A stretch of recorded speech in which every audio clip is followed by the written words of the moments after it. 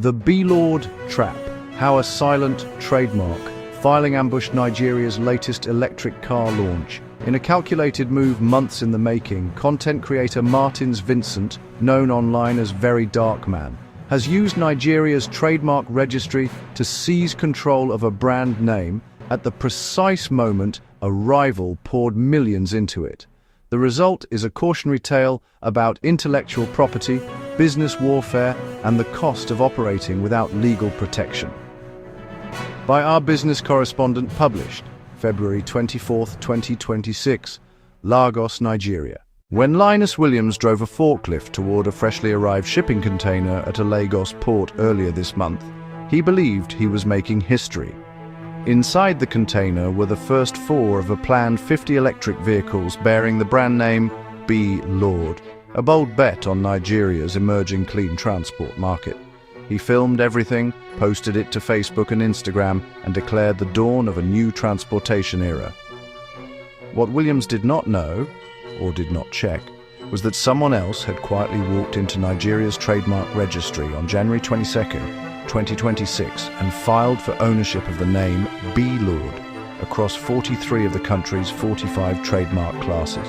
That someone was Martins Vincent, popularly known as Very Dark Man, VDM, a social media personality and entrepreneur who had been watching, waiting, and saying absolutely nothing. If I see that car on the road, you will be arrested. A name left unguarded. The story begins not with electric cars, but with a separate, ongoing feud between VDM and Williams over another brand name.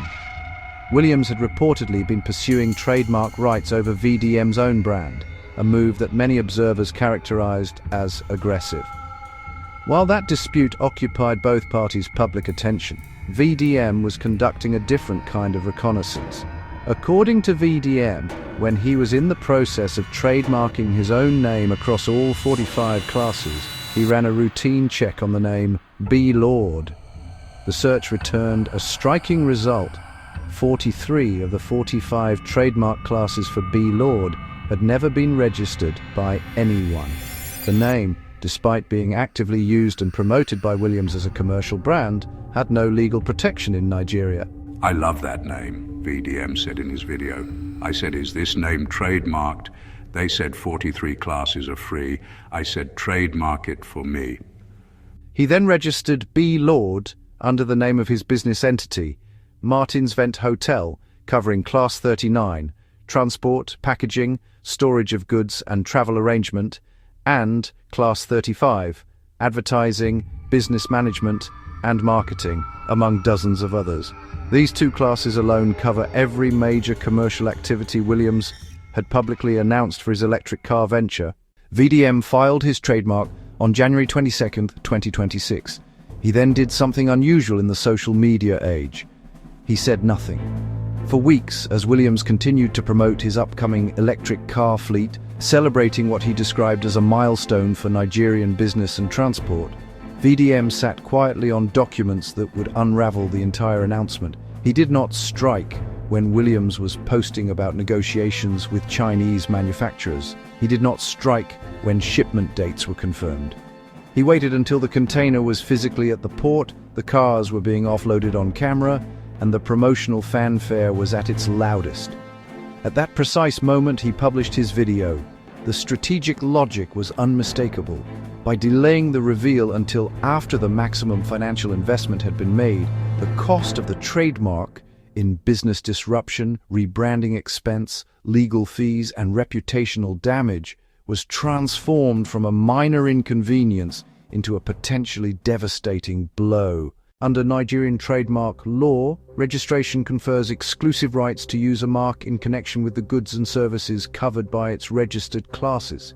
A business that operates under an unregistered name does so at its own risk. If a third party registers that name first, the original user has limited recourse, particularly if they cannot demonstrate prior continuous commercial use predating the registration.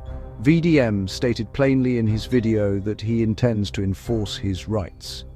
"If I see that car on the road, you will be arrested," he said, adding that he would personally fund any legal action. "I'm not joking, I am being very, very serious." Legal analysts note that while VDM's claim appears procedurally valid, the trademark filing documents he displayed appear to be genuine. Williams may still have grounds to challenge the registration if he can demonstrate that B-Lord was already an established commercial brand in use prior to January 27, 2026. Such challenges, however, are costly, time-consuming, and carry no guarantee of success. Lessons for Nigerian entrepreneurs. The episode has prompted an outpouring of commentary from the Nigerian business community. Williams made a fundamental error that too many Nigerian entrepreneurs repeat: investing heavily in a brand without first securing its legal foundation. On-screen clip: I love that name. Trademark it for me. Intellectual property law practitioners have long warned that trademark registration in Nigeria is both affordable and accessible, yet routinely neglected by small and medium-sized businesses. A brand name left unregistered is, in law, a brand name that belongs to whoever files first. The case also highlights a broader principle. The most dangerous vulnerabilities in a business dispute are often not the ones being contested, but the ones being ignored. As of the time of publication, Williams had not issued a formal public response to VDM's trademark claims. The electric vehicles, the first 4 of a planned 50-unit fleet sourced from a Chinese manufacturer, remain in Nigeria, their commercial future uncertain pending the resolution of the dispute. Williams' options at this point appear to be threefold: negotiate a licensing arrangement with VDM to continue using the B-Lord name commercially, mount a legal challenge to the trademark registration on grounds of prior use, or rebrand the entire venture under a new name, an expensive and reputationally damaging undertaking at this stage of the launch. VDM, for his part, has made clear that any use of the name without his authorization, whether for transport operations, advertising, or logistics, will be met with legal action. He has also noted that he trademarked his own name, VDM, across all 45 classes, leaving no comparable vulnerability in his own position. In a country where business disputes are frequently loud, public, and acrimonious, this one stands out for the cold precision of its execution.